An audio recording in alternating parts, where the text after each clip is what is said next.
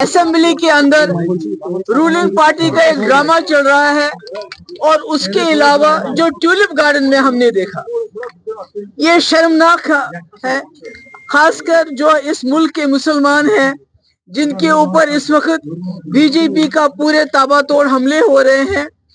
उनको यहाँ की लीडरशिप उमर साहब ने, फारूक साहब ने मिलके, जो वहां से मिनिस्टर आए थे किरण रिजू जो यहाँ आए थे, उनका इस्तेकबाल करके उन्होंने पूरे मुल्क के मुसलमानों को ये पैगाम दिया कि जो आपके साथ इस वक्त पार्लियामेंट के अंदर हुआ, जो वक्फ में अमेंडमेंट लाया गया, उसके साथ यहाँ की सरकार है, उसके खिलाफ नहीं है।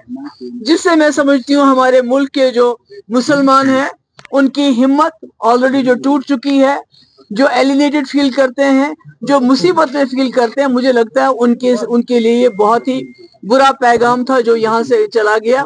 और असेंबली में हम ड्रामा देख रहे हैं कि रूलिंग पार्टी के लोग शोर मचाते हैं, और इस शोर मचाने की और भी एक वजह है, क्योंकि लेफ्टिनेंट गवर्नर साहब ने 3 बिल क्लियर किए थे।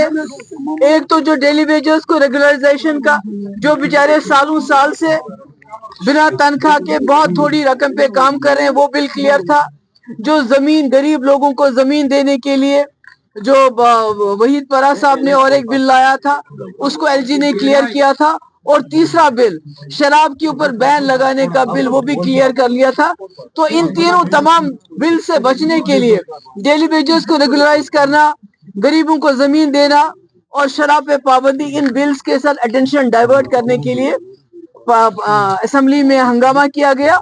और ये हंगामा इसलिए भी किया गया ताकि जिस तरह से इस्तेमाल किया गया किरण रिजिजू का यहाँ पर, जिसने ये अमेंडमेंट बिल लाया पार्लियामेंट में, और जिस तरह फारूक साहब और उमर साहब ने उनका यहाँ इस्तेमाल किया, उससे ध्यान हटाने के लिए असेंबली में पिछले 3 दिन से तमाशा हो रहा था। और आज हमारे साथ यहाँ हमारे एडवोकेट मजीद साहब हैं जो सुप्रीम कोर्ट लॉयर हैं। तो आने वाले 1-2 दिन के अंदर इंशाल्लाह हम भी इस जो वक्फ बिल पे अमेंडमेंट लाया गया उसको चैलेंज करेंगे। Ma'am, I have a question regarding Waheed परा स्टेटमेंट रिगार्डिंग, मैम ये जो अभी मैम वहीद साहब ने रेज किया है concern regarding this domicile certificates non locals के लिए, उस पर आपका क्या मैम रिएक्शन? देखिए, ये तो कोई नई बात नहीं है। जो हो रहा है, यहाँ सैटेलाइट टाउन्स बन रहे हैं, उमर साहब उस पर खामोश है। लाखों कनाल जमीन दी जा रही है, किसके लिए दी जा रही है? ये जो नॉन लोकल 83,000, आप मुल्क के अंदर कहीं भी नहीं देखेंगे इतने लोगों को एक साथ 2 साल के अंदर डोमिसाइल मिला हो। तो ये जो सैटेलाइट टाउनशिप्स बन रहे हैं, डोमिसाइल दिया जा रहा है, ये तो सारा एजेंडा है जिसको उमर साहब अब इम्प्लीमेंट कर रहे हैं। Prime Minister said that we have brought this bill just to give social justice to Muslims, and also 2013 amendments of the law when it was enacted has benefited land mafias because of the Waqf Act which was earlier there. How do you see the statement that whether it has really empowered Muslims socially? नहीं, मुझे you tell me why not the Muslims taken on board before bringing in this amendment? Nobody, कोई मुसलमान किसी, सब इसकी मुखालफत कर रहे हैं। Everybody except for national conference और उनकी लीडरशिप, सब इसकी मुखालफत कर रहे हैं। उमर साहब ने मुखालफत नहीं की, फारूक साहब ने मुखालफत नहीं की, पर मुल्क के अंदर तमाम मुसलमान और यहाँ तक कि जो सेक्युलर जमातें हैं, सब इसकी मुखालफत कर रहे हैं।